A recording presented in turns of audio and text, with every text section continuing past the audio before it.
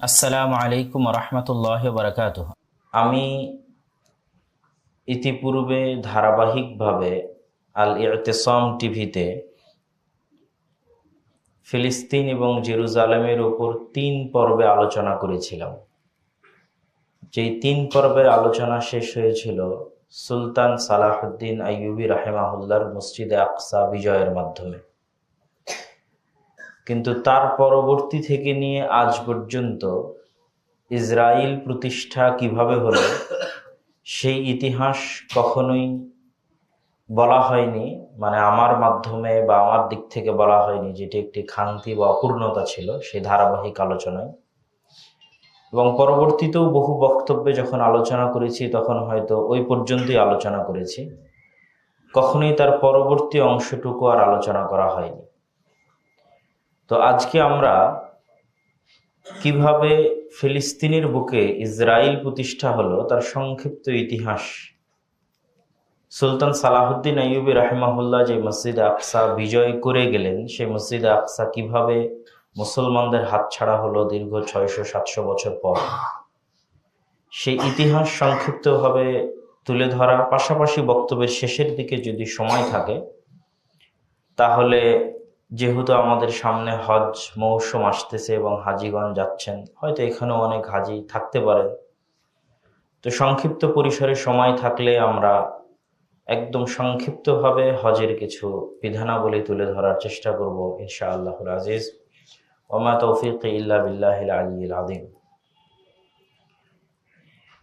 আমি ইতিপূর্বে বহুবার বলেছি আমার বহু আলোচনায় যে মুসলমানদের উপর আজকে যে ভয়ঙ্কর সময় অতিবাহিত হচ্ছে, এর চেয়েও ভয়ঙ্কর সময় পূর্বে অতিবাহিত হয়েছে। সেই ভয়ঙ্কর সময়টিকে আমি নির্ধারণ করেছি এইভাবে, যে সময় মঙ্গোলীয়রা বাগদাদ ধ্বংস করে, যে সময় ক্রুসেডাররা মসজিদে আকসা দখল করে, এই দুই সময় খুব বেশি দিনের ব্যবধানে নয়। এবং যে সময় স্পেনের পতন হয়, মুসলমানদের স্পেনে পতন হয়, তথা তিনটে বড় ঘটনার যদি আপনি সময়কাল গুগলে সার্চ করেও দেখেন যে কত সালে এটা সংঘটিত হয়েছে, মুসলমানদের হাত থেকে স্পেনের পতন কত সালে সংঘটিত হয়েছে, কর্ডোভা এবং গ্রানাডার পতন, মুসলমানদের উপর মঙ্গোলীয়রা যে হামলা চালিয়েছিল, আব্বাসি খেলাফতের পতন, বাগদাদের পতন, সেটা কত সালে, এবং মুসলমানদের উপর ক্রুসেডাররা যে হামলা চালিয়েছিল এবং মসজিদ আকসা মুসলমানেরা হারিয়েছিল, সেটা কত সালে। তাহলে আপনি 100-150 থেকে 200 বছরের ব্যবধানে এই সময়গুলোকে পাবেন। যে সময়কালকে আমি বলেছি স্মরণকালের সবচেয়ে ভয়াবহতম সময়, এবং ওই রকম ভয়ঙ্কর এবং ভয়াবহতম সময় মুসলমানদের উপর এখনো তার সিকি বা চুল পরিমাণও আসেনি। ওই সময় যতটা ভয়াবহ ছিল, সেই তারিখগুলো আপনারা এইভাবে মনে রাখতে পারেন যে 1096 খ্রিস্টাব্দে মসজিদে আকসার পতন হয় ক্রুসেডারদের হাতে। 1258 খ্রিস্টাব্দে বাগদাদের পতন হয় মঙ্গোলীয়দের হাতে। 1248 খ্রিস্টাব্দে কর্ডোভার পতন হয় স্পেনে, তথা মুসলমানরা কর্ডোভা হারিয়ে ফেলে। তাহলে এই তিনটে ঘটনা 1000 খ্রিস্টাব্দ থেকে 1200 এবং 1250 খ্রিস্টাব্দ, 200 থেকে 250 বছরের মধ্যে সংঘটিত হয়। একদিকে মঙ্গোলীয়দের ব্যাপক আক্রমণ, আর একদিকে ক্রুসেডারদের আক্রমণ। এবং ওই সময় যে পরিস্থিতি ছিল, সেই পরিস্থিতির পরে এখন আমি যে ঘটনাগুলো, যে ধারা বিবরণীটা দিব, এটা মুসলমানদের কাছে কেন এখনো যদি কেউ ইতিহাসের ছাত্র হয় তার কাছে এটা অকল্পনীয় মনে হবে। সেটা কি? সেটা হচ্ছে মুসলমানদের ইস্তাম্বুল বিজয়। এইটা অকল্পনীয় মনে হবে যদি আপনি ওই সময়ে বসবাস করেন, যে এর পরেও এইরকম ভয়ঙ্কর এবং ভয়াবহতম সময় পার হওয়ার পর মুসলমানের একটা সময় ইস্তাম্বুল বিজয় করবে, এটা অকল্পনীয়। ইস্তাম্বুল বা আজকের তুরস্ক হচ্ছে 1500 বছরেরও অধিক কাল থেকে রোমান এম্পায়ারের রাজধানী। রাসূলুল্লাহ সাল্লাল্লাহু আলাইহি ওয়াসাল্লামের যুগেও রোমান এম্পায়ারের রাজধানী ছিল তুরস্কের কনস্টান্টিনোপল বা আজকের ইস্তাম্বুল। এবং যেই মুহূর্তে মুসলমানেরা ক্রুসেডের যুদ্ধ লড়তেছে, ওই মুহূর্তেও ক্রুসেডারদের হেডকোয়ার্টার হচ্ছে তুরস্কের রাজধানী কনস্টান্টিনোপল। তাহলে এইরকম একটা ভয়ঙ্কর এবং ভয়াবহতম সময় পার করার পর মুসলমানেরা ইস্তাম্বুল বিজয় করবে, এটা অসম্ভব, এটা অকল্পনীয়। কিন্তু যেই দিন বাগদাদের পতন হয় মঙ্গোলীয়দের হাতে, ওই সময় আল্লাহ সুবহানাহু ওয়া তাআলা মুসলমানদের দীর্ঘকাল ব্যাপী যেটা সীমানা ছিল, যেই সীমানা মুসলমানেরা হাজারো বছরে অতিক্রম করতে পারেনি, আবু আইয়ুব আল আনসারী থেকে নিয়ে শুরু করে রাদিয়াল্লাহু তাআলা আনহু, উমাইয়া শাসনামল থেকে শুরু করে নিয়ে আব্বাসী শাসনামল থেকে শুরু করে নিয়ে ওই সীমানা মুসলমানেরা কখনোই অতিক্রম করতে পারেনি। সেটা হচ্ছে সিরিয়া এবং তুরস্কের বর্ডার। এই বর্ডারই মুসলমানদের শেষ সীমানা। এরপরে আর কখনো মুসলমানেরা অগ্রগামী হতে পারে না হাজার বছরে। ওই সময় আল্লাহ সুবহানাহু ওয়া তাআলা ওই সীমান্তবর্তী অঞ্চলে উসমানীয় খেলাফতের বীজ বপন করেন। যেই সময় কর্ডোবার পতন হচ্ছে, যেই সময় বাগদাদের পতন হচ্ছে, যেই সময় মসজিদে আকসার পতন হচ্ছে, সেই সময় এক সীমান্ত মুসলমানদের এক সীমান্তবর্তী অঞ্চলে উসমানীয় খেলাফতের বীজ বপন করছেন আল্লাহ সুবহানাহু ওয়া তাআলা। তথা একদিকে যেখানে মুসলমানেরা মনে করতেছে হতাশায় নিমজ্জিত, সেই মুহূর্তে আল্লাহ সুবহানাহু ওয়া তাআলা পরবর্তী উত্থানের শুরুটা করতেছেন। যেই উসমানীয় খেলাফতের হাতে, উসমানীয় খেলাফতের তাকওয়া শুরুর দিকের, পরের দিকের নয়, শুরুর দিকের তাকওয়া, পরহেজগারিতা, জিহাদ ফি সাবিলিল্লাহ, আল্লাহ সুবহানাহু ওয়া তাআলার রাস্তায় জিহাদ করার আগ্রহ, তারা মুসলমানদের যে অনেক আগে থেকে বিজিত যে অঞ্চলগুলো ছিল এইদিকে তারা তাকায়নি। তাদের একটাই দৃষ্টি এখন পর্যন্ত অবিজিত অঞ্চল, যা এখন পর্যন্ত মুসলমানেরা ঢুকতেই পারেনি কোনোদিন, সেটা হচ্ছে ইউরোপ, সেটাই হচ্ছে তুরস্ক, সেটাই কনস্টান্টিনোপল, যা ক্রুসেডারদের হেডকোয়ার্টার। তখনও সেইটা টার্গেট নিয়েই তারা তাদের পুরো জীবন কাটিয়ে দিয়েছে এবং আল্লাহ সুবহানাহু ওয়া তাআলা তাদেরকে এই চেষ্টায় সফলতা দান করেছে। এবং উসমানীয় খেলাফত যখন তার স্বর্ণকাল অতিক্রম করছে সুলতান সুলাইমান আল কানুনির সময়ে, তখন উসমানীয় খেলাফতের অধীনে যে রাষ্ট্রগুলো ছিল আজকের বিশ্বের, মুসলমানদের এই অঞ্চলগুলো বাদ দিচ্ছে, আজকের বিশ্বের যে রাষ্ট্রগুলো ছিল সেগুলো ছিল আজকের যে ইউক্রেনে যুদ্ধ হচ্ছে রাশিয়ার সাথে, এই Ukraine, Hungary, Serbia, Bulgaria, Romania, Macedonia, Greece, Armenia, Cyprus, Georgia, Kosovo, বিশাল ইউরোপের একটা বড় অংশ জুড়ে ছিল উসমানীয় খেলাফত। যেটা আগের ওই অংশটুকু যদি আপনি ওই যুগে যদি বসবাস করেন, যখন ক্রুসেডাররা আক্রমণ করতেছে, যখন মঙ্গোলীয়রা বাগদাদ ধ্বংস করে দিচ্ছে, যখন স্পেনে গ্রানাডা এবং কর্ডোভার পতন হচ্ছে, তখন বসে আপনি এটা কল্পনা করতে পারবেন না যে আজকে যে ইউরোপে বসে মুসলমানদের উপর হামলা হচ্ছে, সেই ইউরোপ একদিন মুসলমানেরা দখল করে নেবে, বড় বড় শহর এবং বড় বড় রাষ্ট্র দখল করে নেবে এবং তাদের অধীনে চলে আসবে। কিন্তু আল্লাহ সুবহানাহু ওয়া তাআলা সেটাই ঘটিয়েছে।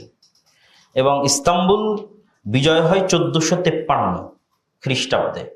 তাহলে বাগদাদের পতনের, জেরুজালেমের পতনের, কর্ডোভা গ্রানাডার পতনের মোটামুটি 100-150 বছরের মাথায়, মুসলমানেরা 200 বছরের মাথায় যেটা ক্রুসেডারদের হেডকোয়ার্টার ছিল সেই তুরস্ক বিজয় করে নেয়, যেটা আজকেও এখনো মুসলমানদের অধীনে আছে। ইস্তাম্বুল বিজয় করে নেয় এবং এই ইস্তাম্বুল বিজয়ের জন্য যার হাতে বিজয় হয় তাকে বলা হয় সুলতান মুহাম্মদ আল ফাতেহ। ফাতেহ মানে হচ্ছে বিজয়ী। মুহাম্মদ আল ফাতেহ, তার হাতে আল্লাহ সুবহানাহু ওয়া তাআলা বিজয় দান করেন এবং তার দৃঢ় সংকল্প ছিল, তার দৃঢ় সংকল্প এবং সাহসিকতা এবং দূরদর্শী চিন্তা ভাবনা এত বেশি ছিল যে তিনি মাটির উপর দিয়ে পর্যন্ত জাহাজ চালিয়ে দিয়েছেন, পানি জাহাজ মাটির উপর দিয়ে। বসফরাস প্রণালী থেকে 70-এর অধিক জাহাজ উঠিয়ে নিয়ে গোল্ডেন হর্নে নামিয়ে দিয়েছেন। প্রায় 3 থেকে 4 মাইলের মতো রাস্তা মাটির উপর দিয়ে জাহাজ চালিয়েছেন, কাঠ দিয়ে, কাঠের উপর তেল দিয়ে, সেই যুদ্ধে বিজয়ের সময়। এবং এটা একটি অবিস্মরণীয় এবং অকল্পনীয় ঘটনা ছিল মুসলমানদের হাতে ইস্তাম্বুলের বিজয়, যা কখনো মুসলমানেরা ভাবতে পারেনি যে এই পরিবেশের পরেও এরকম বিজয় আসতে পারে। তো কেন আমি এই সংক্ষিপ্ত আলোচনা এখানে তুলে ধরলাম?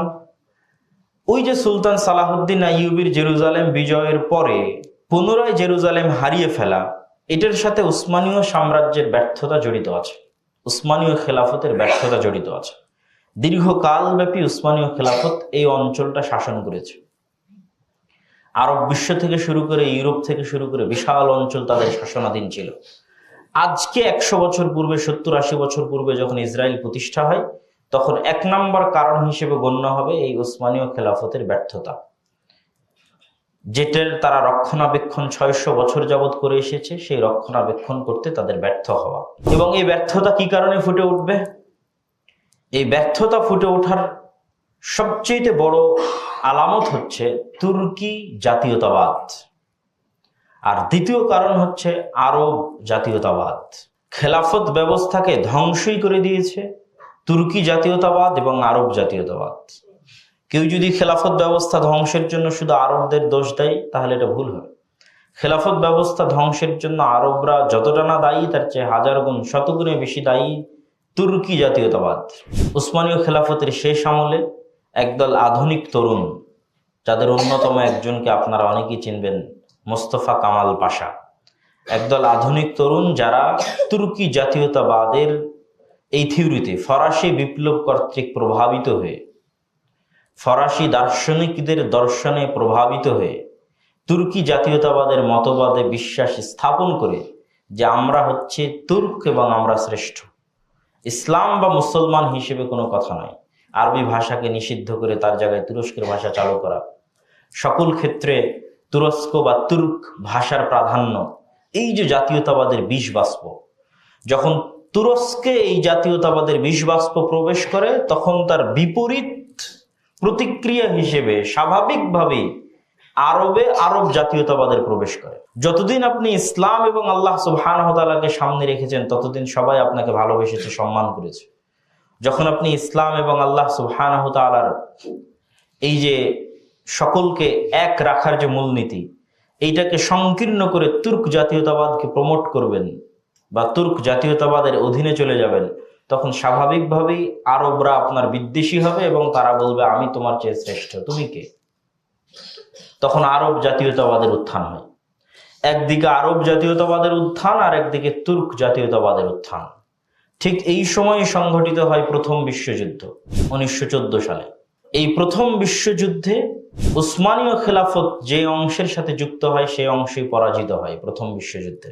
আর ব্রিটেন আরব কান্ট্রিগুলোকে ওয়াদা দেয়, যেমন শরীফে মক্কাকে ওয়াদা দেয়, যেহেতু আগেই তুর্ক জাতীয়তাবাদ এবং আরব জাতীয়তাবাদের বিষ বাষ্প জ্বালিয়ে দেওয়া হয়েছে, সুতরাং কেউ আর কাউকে সহ্য করতে পারে না। তুর্করা আরবদেরকে সহ্য করতে পারে না, আরবরা তুর্কদেরকে সহ্য করতে পারে না। আরবরা মনে করে যে আমরা তাদের অধীনস্থ, আর তুর্করা মনে করে আমরা ওদের কৃষ্টি কালচার নিয়ে আছি, আরবদের কৃষ্টি কালচার নিয়ে আছি, আরবদের ভাষা নিয়ে আছে, আমাদের ভাষা কেন আরবি হবে, আমাদের রাষ্ট্র কেন আরবিতে চলবে, তুর্ক ভাষায় চলবে। তো আগে থেকেই যে বিষ বাষ্প জ্বালিয়ে দেওয়া ছিল, এই বিষ বাষ্পে ব্রিটেন ওয়াদা করে যে তোমরা যদি এই প্রথম বিশ্বযুদ্ধে আমাদের সঙ্গী হও, তাহলে তুর্কদের হাত থেকে মুক্ত করে তোমাদেরকে আরব দিয়ে দেব, পরিপূর্ণ আরব তোমাদেরকে দিয়ে দেওয়া হবে। এই জায়গায় ব্রিটেন বিশ্বাসঘাতকতা করে আরব দেশগুলোর সাথে। যখন প্রথম বিশ্বযুদ্ধে উসমানীয় খেলাফতের পতন হয়, তখন ব্রিটেনের ওয়াদা অনুযায়ী পুরো আরব অঞ্চল মুসলমানদের দিয়ে দেওয়ার কথা, কিন্তু ব্রিটেন তার সঙ্গী সাথীদের সাথে গোটা আরব অঞ্চল ভাগ করে নেয়। সিরিয়া, জর্ডান, লেবানন ভাগ করে নেয়, ফিলিস্তিনও সেই ভাগে পড়ে। পরবর্তীতে ধীরে ধীরে অন্যান্য দেশগুলো স্বাধীনতা লাভ করেছে, যেমন আমরা ব্রিটেনের কাছ থেকে স্বাধীনতা লাভ করেছি ওই একই সমসাময়িক সময়। প্রথম বিশ্বযুদ্ধ থেকে দ্বিতীয় বিশ্বযুদ্ধের এই সময়টাই হচ্ছে ইসরায়েল প্রতিষ্ঠার মূল সময়। তো আমরা যেমন ব্রিটেনের কাছ থেকে স্বাধীনতা লাভ করেছি, এরকম আরো বহু আরব দেশ, সিরিয়া, মিশর, তারাও স্বাধীনতা লাভ করেছে ব্রিটেন অথবা ব্রিটেনের অন্যান্য সহযোগী উপনিবেশিক দেশের কাছ থেকে। কিন্তু ফিলিস্তিনের ভাগ্যে কি হয়েছে? যখন আরব মুসলমানেরা বুঝতে পারে যে ব্রিটেন তাদের সাথে বিশ্বাসঘাতকতা করেছে, তখন দ্বিতীয় বিশ্বযুদ্ধের সময়ে আরব মুসলমানেরা সেভাবে ব্রিটেনের সাথ দেয়নি। দ্বিতীয় বিশ্বযুদ্ধ 1938 সালে শুরু হয়। তখন আরব মুসলমানেরা ব্রিটেনের সেভাবে সঙ্গী বা সাথী হওয়ার চেষ্টা করেনি, কিন্তু তার বিপরীতে ইহুদিরা ব্যাপকভাবে ব্রিটেন এবং আমেরিকার সহযোগিতা করেছে, যুদ্ধে অংশগ্রহণ করেছে। ইহুদিদের সম্পূর্ণ আলাদা প্লাটুন ছিল দ্বিতীয় বিশ্বযুদ্ধে ব্রিটেনের পক্ষে লড়াই করার জন্য। এবং দ্বিতীয় বিশ্বযুদ্ধের সবচেয়ে যে ভয়ঙ্কর ঘটনার কারণে ইসরায়েলের তৈরি হয়, সেটি হচ্ছে হিটলারের ইহুদিদের প্রতি অত্যাচার। হিটলার কয়েক লক্ষ ইহুদিকে হত্যা করে জার্মানে, এবং জার্মান থেকে স্রোতের মতো ইহুদিরা শরণার্থী হিসেবে বিভিন্ন দেশে পাড়ি জমায়। তখন আমেরিকা এবং ব্রিটেনের মাথা ব্যথা হয়ে দাঁড়ায় যে এই ইহুদিদেরকে তারা কোথায় জায়গা দিবে। তারা এই বিষ বাষ্প তাদের গায়ে, তাদের শরীরে উঠাতে চায়নি।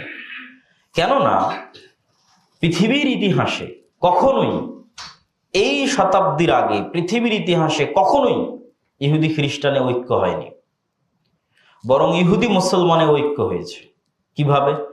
আপনি যদি উসমানীয় খেলাফতের ইতিহাস ঘাটেন তো দেখবেন গোটা ইউরোপে ইহুদিরা অত্যাচারিত হয়ে উসমানীয় খেলাফতে আশ্রয় নিয়েছে। আপনি যদি স্পেনের ইতিহাস ঘাটেন তাহলে দেখবেন ফ্রান্স, জার্মান ইত্যাদি জায়গায় অত্যাচারিত হয়ে স্পেনের খেলাফতে ইহুদিরা আশ্রয় নিয়েছে। তথা সবসময় ইহুদিদের উপর অত্যাচার করেছে খ্রিস্টানেরা। কেননা তাদের এটা বিশ্বাস যে তাদের নবীকে কে হত্যা করেছে? ইহুদিরা হত্যা করেছে। যদিও আমরা বিশ্বাস করি ঈসা আলাইহিস সালাতু ওয়াস সালাম নিহত হননি, জীবিত আছেন, কিন্তু যেহেতু খ্রিস্টানরা বিশ্বাস করে তাদের নবী নিহত এবং তাদের নবীর হত্যাকারী ইহুদি, সুতরাং তাদের মধ্যে কখনোই ঐক্য হতে পারে না। এটা ইম্পসিবল। এই ইম্পসিবল জিনিসটাই এই যুগে এসে সম্ভব হয়েছে। এবং এই দীর্ঘকাল ব্যাপী ইহুদিরা বিভিন্ন অঞ্চলে নির্যাতিত হয়ে মুসলমানদের কাছে আশ্রয় নিয়েছে এবং মুসলমানের আশ্রয় দিয়েছে। এটা আপনি ইতিহাসের পাতা খুললেই পাবেন যে মুসলমানের আশ্রয় দিয়েছে।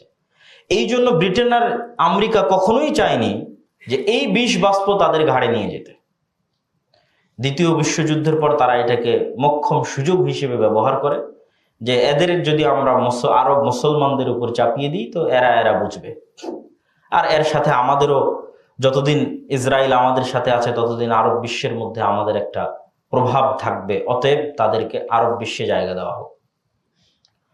তো প্রথম বিশ্বযুদ্ধের পর যেই ঘোষণা ব্রিটেন দিয়েছিল, যেটাকে বেলফোর ঘোষণা বলা হয় 1917 সালে, সেই ঘোষণার পর থেকে নিয়ে ব্রিটেন ফিলিস্তিন ছাড়ার আগ পর্যন্ত মনে রাখতে হবে যে আগে এই ফিলিস্তিনের অধিকারী ছিল তুর্করা।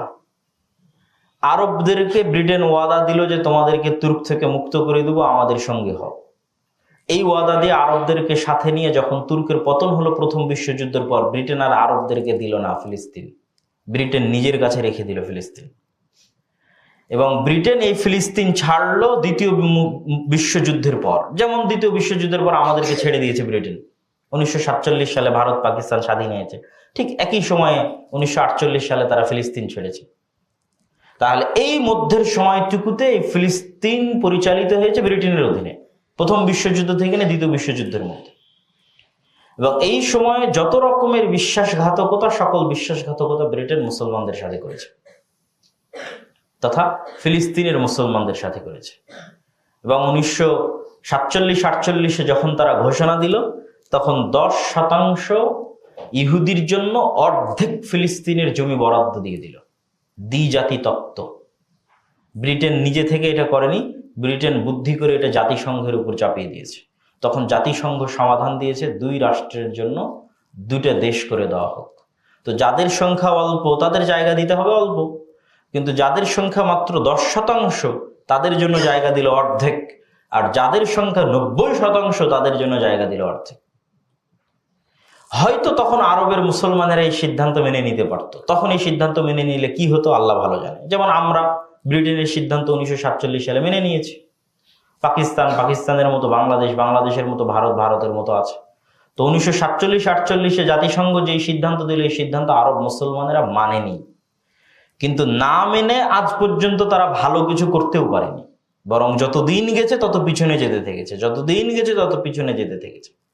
তাহলে ওই সময় আরব মুসলমানেরা এই সিদ্ধান্ত না মেনে হুট করে যুদ্ধ শুরু করে ইসরায়েলের বিরুদ্ধে, যেটাকে বলা হয় আরব ইসরায়েল প্রথম যুদ্ধ। যখন জাতিসংঘ এই সিদ্ধান্ত দেয় তখন এই সিদ্ধান্তের বিরুদ্ধে গিয়ে যুদ্ধ শুরু হয়। এই সিদ্ধান্ত মানা হয়নি, না মেনে যুদ্ধ শুরু হয়। আর এই যুদ্ধই ইসরায়েলকে প্রতিষ্ঠা হওয়ার মোক্ষম সুযোগ দেয়। কেন? আমি আবারও স্মরণ করিয়ে দিই, প্রথম বিশ্বযুদ্ধ থেকে নিয়ে দ্বিতীয় বিশ্বযুদ্ধ 1917 থেকে নিয়ে এই 47-48 পর্যন্ত এই অংশটা শাসন করেছে ব্রিটেন। সুতরাং তখন ইহুদির কাছেও কোনো অস্ত্র নাই, মুসলমানের কাছেও কোনো অস্ত্র নেই, কারো কাছেই কোনো অস্ত্র নেই। নিরস্ত্রবিহীন অবস্থায়, যেহেতু তারা সাধারণ জনগণ, পাবলিক, ইহুদিরাও আগে থেকে বসবাস করতো, খ্রিস্টানরাও আগে থেকে বসবাস করতো। হিটলারের অত্যাচারে আরো বহু ইহুদি এখানে এসে জমা হয়েছে, তাদের সংখ্যা একটু বেশি হয়েছে এই মাত্র। পাশাপাশি তারা অর্থকে ব্যবহার করেছে, যেই যতটুকু সংখ্যা বেশি হয়েছে অতটুকু সংখ্যা প্রচুর পরিমাণ অর্থায়নের ভিত্তিতে জমি কিনেছে মুসলমানদের কাছে। এটা আর একটা কারণ ইসরায়েল প্রতিষ্ঠা হওয়ার, প্রচুর পরিমাণে জমি ক্রয় অল্প সময়ের মধ্যে ওই সময়। তো এখানে যেটা বলতে চাচ্ছি সেটা হচ্ছে কি, নিরস্ত্র ছিল সবাই, কিন্তু যখন আরব এবং ইসরায়েল যুদ্ধ শুরু হলো তখন ইসরায়েল অস্ত্র পাওয়ার একটা বাহানা তার জন্য তৈরি হয়ে গেল। এবং আগের থেকেই যে সন্ত্রাসী জঙ্গি গোষ্ঠীগুলো ইসরায়েলের মধ্যে ছিল, যারা হয়তো কখনো প্রকাশ্যে আসেনি কিন্তু গোপনে অস্ত্রের ট্রেনিং নিত, গোপনে জঙ্গিবাদ এবং সন্ত্রাসের ট্রেনিং নিত ব্রিটেনের অধীনেই, সেই গোষ্ঠীগুলো প্রকাশ্যে আসার সুযোগ পেল, প্রকাশ্যে এসে তারা অস্ত্র ধারণ করার সুযোগ পেল এবং আমেরিকার নিকট থেকে বাঁচার জন্য সহায়তা চাওয়ার সুযোগ পেল। এবং এই সহায়তা নিতে নিতে আজকে ইসরায়েলের যে অবস্থা, সে অবস্থা তো আমরা দেখছি। কিন্তু যখন শুরু হয় তখন নিরস্ত্র অবস্থায় শুরু হয়েছে। আরব ইসরায়েল যুদ্ধে মুসলমানরা যদি জয়লাভ করতো তাহলে হয়তো ইসরায়েল পৃথিবীর বুক থেকে মিটেই যেত সেই দিন। কিন্তু মুসলমানরা জয়লাভ করতে পারেনি কেন? এটা একক নেতৃত্বের অধীনে কোনো যুদ্ধ ছিল না। পাঁচটা দেশ এই যুদ্ধের মধ্যে অন্তর্ভুক্ত ছিল। কেউ কাউকে বিশ্বাস করতো না, পরস্পরের বিশ্বাসের মধ্যে দুর্বলতা ছিল। আর কারোর মাথায় এটা ছিল না যে আমাকে ফিলিস্তিন আজাদ করে দিতে হবে। যে যার মতো পেরেছে সে তার মতো নিজের জায়গা বাড়াতে থেকেছে। মিশর গাজা দখল করে নিয়েছে, সিরিয়া গোলান মালভূমি দখল করে নিয়েছে, লেবানন তার দিক থেকে জায়গা দখল করে নিয়েছে। মানে তারা তাদের মতো করে জায়গা দখল নিয়ে পরস্পরের মধ্যে দ্বন্দ্ব, মতভেদ, হিংসা, বিদ্বেষ এবং বৈরিতা তৈরি হয়। কে কার চেয়ে বেশি দখল করে নিল, কে কার চেয়ে কম দখল করে নিল। ফলত এই আরব ইসরায়েল প্রথম যে যুদ্ধ, এই যুদ্ধ দ্বিতীয় তৃতীয় কোনো যুদ্ধেই, পরপর 3টা আরব ইসরায়েল যুদ্ধ হয়, কোনো যুদ্ধেই মুসলমানেরা বা আরবরা বিজয় লাভ করতে পারেনি। কেন? এই যুদ্ধগুলোর একটাও আল্লাহ সুবহানাহু ওয়া তাআলার সন্তুষ্টির জন্য একক নেতৃত্বের অধীনে সংঘটিত হয়নি। এই প্রত্যেকটা যুদ্ধই ছিল ব্যক্তি, দেশ এবং জাতীয়তাবাদের স্বার্থকে সামনে রেখে জাতি হিসেবে যুদ্ধ করা হয়েছে। ফলত অবস্থা যা হয়েছে, যতদিন গেছে ততদিন ইসরায়েল শক্তিশালী হতে থেকেছে আর ফিলিস্তিন সংকুচিত হতে থেকেছে। ওই সময় তাও জাতিসংঘ বলেছিল অর্ধেক তোমাদের জন্য। আর এখন তো সেই সিকি পরিমাণও নাই। একটা রাষ্ট্র, নামকাওয়াস্তে একটা রাষ্ট্র প্রতিষ্ঠিত আছে, যে রাষ্ট্রের কোনো সেনাবাহিনী নাই, যে রাষ্ট্রের সকল নিরাপত্তা ইসরায়েল তার নিজের হাতে নিয়ে রেখেছে। শুধুমাত্র গাজা ভূখণ্ডটুকু যদি বলা হয় ন্যূনতম স্বাধীনতা, তাহলে ন্যূনতম স্বাধীনতা কিছু থাকলে সেটা গাজা ভূখণ্ডের ছিল। আর এই ভূখণ্ডের দৈর্ঘ্য প্রস্থ কত?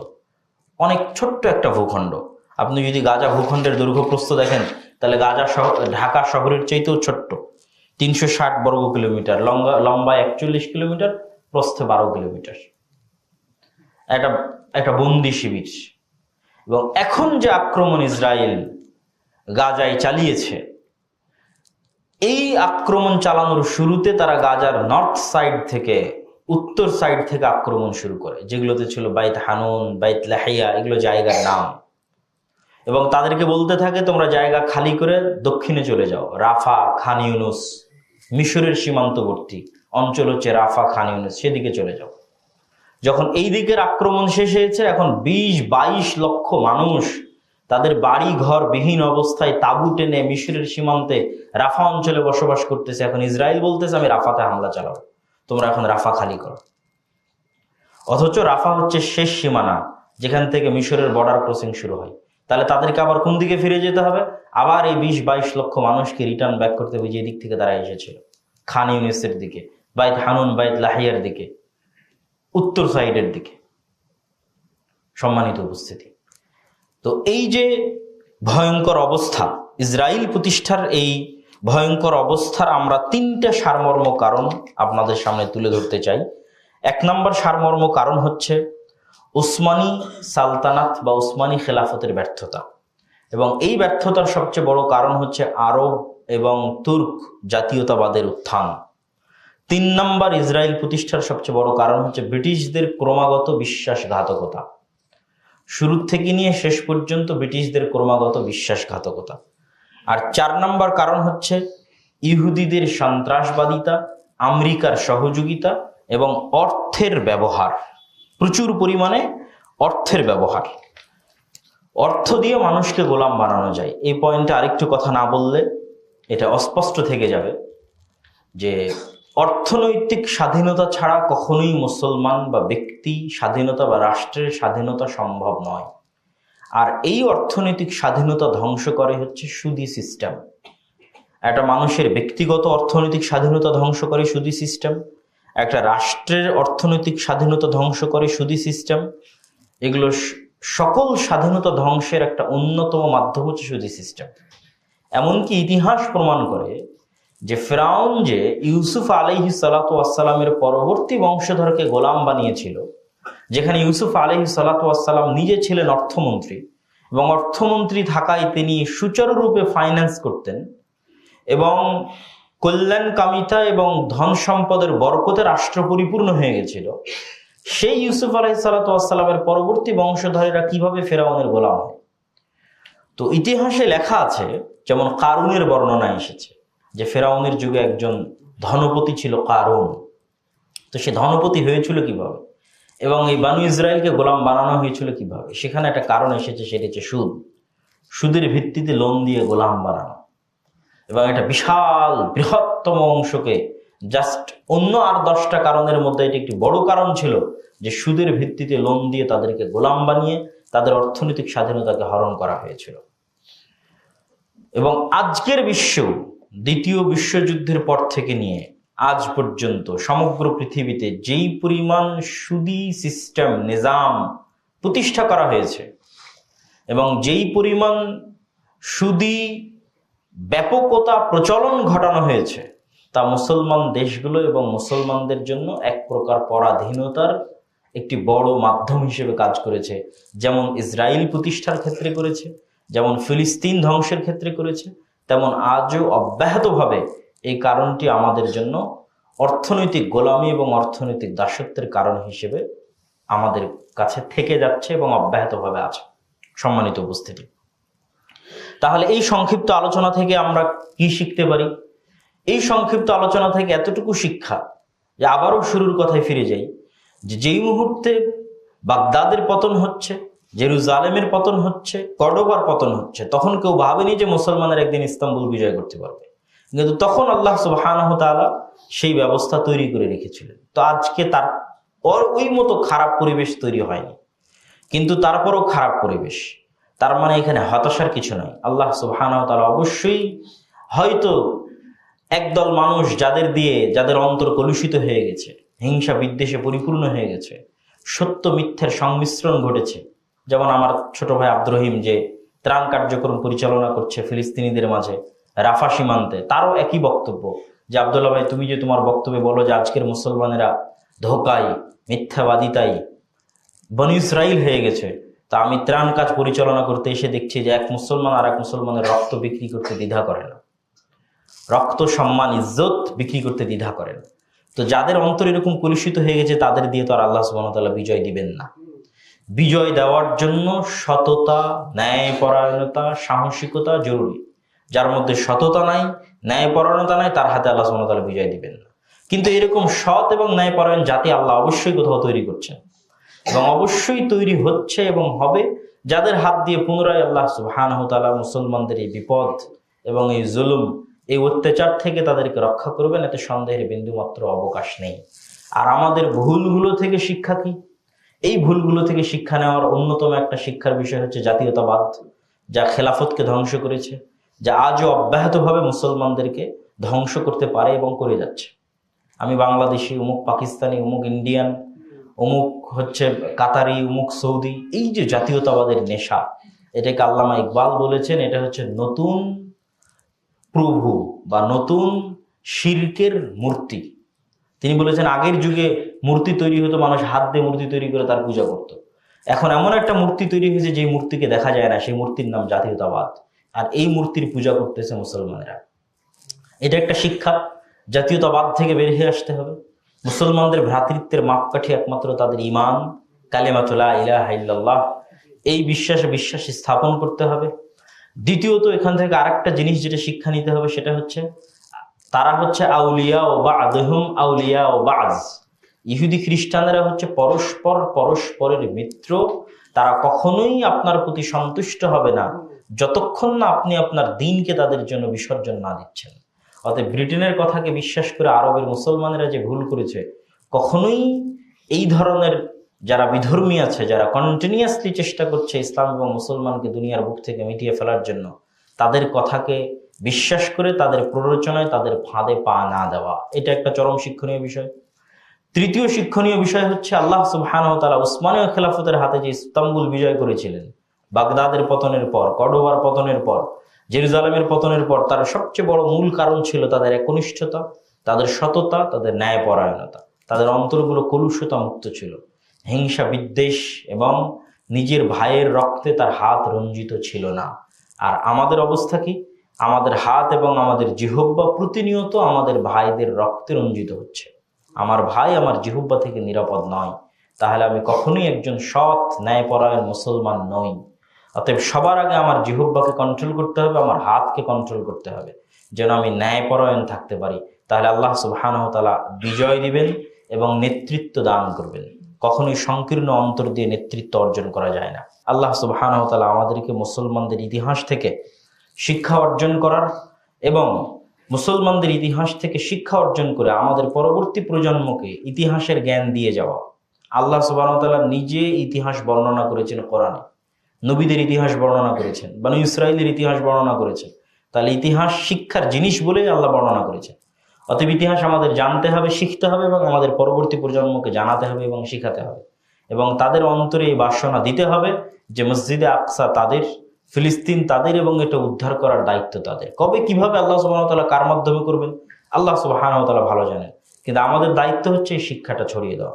তারই অংশ হিসেবে আজকে আমরা আপনাদের সামনে তুলে ধরলাম কিভাবে পৃথিবীর বুকে পুনরায় মুসলমানেরা মসজিদে আকসা হারালো। যদিও এখনো পরিপূর্ণরূপে হারায়নি, পুরো মসজিদে আকসার কম্পাউন্ডে যাবতীয় শান্তি নিরাপত্তা রক্ষার দায়িত্ব ইসরায়েলি সেনাবাহিনীর, কিন্তু মুসলমানরা তাদের মসজিদে সালাত আদায় এখনো করতে পারছে। এখনো মসজিদে আকসাকে ধ্বংস করে দেওয়া হয়নি। মসজিদে আকসার যেটা পশ্চিম দেওয়াল আছে, ওয়েস্ট ওয়াল আছে, সেই পশ্চিম দেওয়ালে গিয়ে ইহুদিরা কান্নাকাটি করে, দোয়া করে, এবং তাদের কন্টিনিউয়াস চেষ্টা এবং স্বপ্ন হচ্ছে এটাকে ধ্বংস করে দিয়ে এখানে থার্ড টেম্পল সুলাইমান আলাইহিস সালাতু ওয়াস সালাম যে এটাই সেই মসজিদ আকসা সুলাইমান আলাইহিস সালাম বানিয়েছিলেন, কিন্তু তারা সেটাকে ভিন্নভাবে একটা রূপ দেওয়ার চেষ্টা, যে সুলাইমান আলাইহিস সালাতু ওয়াস সালাম হয়তো জাদুর মাধ্যমে পৃথিবী শাসন করতেন, নাউজুবিল্লাহ। ওমা কাফারা সুলাইমান ওয়ালাকিন্না শায়াতিনা কাফারু। আল্লাহ বলেছেন সুলাইমান কুফরি করেনি, সুলাইমান জাদুর মাধ্যমে পৃথিবী শাসন করতো না, সুলাইমান আল্লাহর দেওয়া মুজিজার মাধ্যমে পৃথিবী শাসন করতো, আল্লাহর দেওয়া ক্ষমতার মধ্যে পৃথিবী শাসন করতো। কিন্তু তারা মনে করে সুলাইমান আলাইহিস সালাম হয়তো জাদুর মাধ্যমে পৃথিবী শাসন, এটা শয়তান তাদের মনে করিয়েছে, এবং সেই জাদুবিদ্যার বইগুলো হয়তো এই মসজিদে আকসার নিচেই কোথাও সুলাইমান আলাইহিস সালাম লুকিয়ে রেখেছে। এবং আরেকটা বিষয় ছিল, সেটা হচ্ছে তাবুত। সেটাও মনে করে তারা এই মসজিদে আকসার মধ্যে কোথাও আছে। তাবুত হচ্ছে মুসা আলাইহিস সালাতু ওয়াস সালামের লাঠি এবং মুসা আলাইহিস সালাতু ওয়াস সালামের পাথর, যেটি বহুদিন যাবৎ বানু ইসরাইলদের সাথে ছিল, এবং তারা সেটা বহন করে নিয়ে কোনো যুদ্ধে গেলে সেই যুদ্ধে তাদের বিজয় হয়ে যেত আল্লাহ সুবহানাহু ওয়া তাআলার পক্ষ থেকে বরকত। তো সেই লাঠি এবং সেই পাথরও তারা মনে করে এই মসজিদে আকসার নিচে আছে। আর সুলাইমান আলাইহিস সালাতু ওয়াস সালামের সেই জাদুর বিভিন্ন বিদ্যা বই পুস্তক, সেটাও হয়তো মসজিদে আকসার নিচে আছে। এটাকে ভাঙতে হবে, ভাঙলে সেগুলো উদ্ধার হলে পুনরায় তারা এখান থেকে সমগ্র পৃথিবী শাসন করতে পারে। সাল্লাল্লাহু আলাইহি ওয়াসাল্লাম সেই থার্ড টেম্পল বানিয়ে সমগ্র পৃথিবী শাসন করতে পারে। এটা তাদের স্বপ্ন, এবং তারা এটা বাস্তবায়নের পথে কতটা কঠোর হতে পারে তা এই সংক্ষিপ্ত ইতিহাস প্রমাণ করছে। আজকের গাজার রাফায়, যেখানে সমগ্র বিশ্ব তীব্র নিন্দা করছে সাধারণ জনগণ, এমনকি হয়তো বড় বড় পরাক্রমশালী রাষ্ট্র হয়তো নিন্দা করছে যে রাফায় আক্রমণ না করা হোক, এবং লক্ষ লক্ষ খ্রিস্টান শিক্ষার্থী আমেরিকার রাস্তায়, ফ্রান্সের রাস্তায়, সমগ্র ইউরোপের রাস্তায় খ্রিস্টান শিক্ষার্থীরাই এই গণহত্যার প্রতিবাদ জানাচ্ছে। তারপরে ইসরায়েল কতটা বৃদ্ধাঙ্গুলি দেখিয়ে এখনো তাদের হামলা অব্যাহত রেখেছে, তাহলে তারা যদি পরিকল্পনা করে থাকে যে তারা মসজিদ আকসা ধ্বংস করবে এবং সেখানে থার্ড টেম্পল বানাবে, তো সেই চিন্তায়, সেই বিশ্বাসে তারা অটুট এবং অটল থাকবে, এতে সন্দেহের বিন্দুমাত্র অবকাশ নেই। এবং ধ্বংস হয়ে গেলেও আশ্চর্য হওয়ার কিছু থাকবে না। আল্লাহ সুবহানাহু ওয়া তাআলা কিভাবে উদ্ধার করবেন সেটি আল্লাহ সুবহানাহু ওয়া তাআলা ভালো জানেন। তবে এই ইতিহাসগুলো, এই শিক্ষাগুলো আমাদের সন্তানদের দিয়ে যেতে হবে। আল্লাহ যেন এই ইতিহাস থেকে আমাদেরকে শিক্ষা লাভ করার তৌফিক দান করেন। আল্লাহুম্মা আমিন।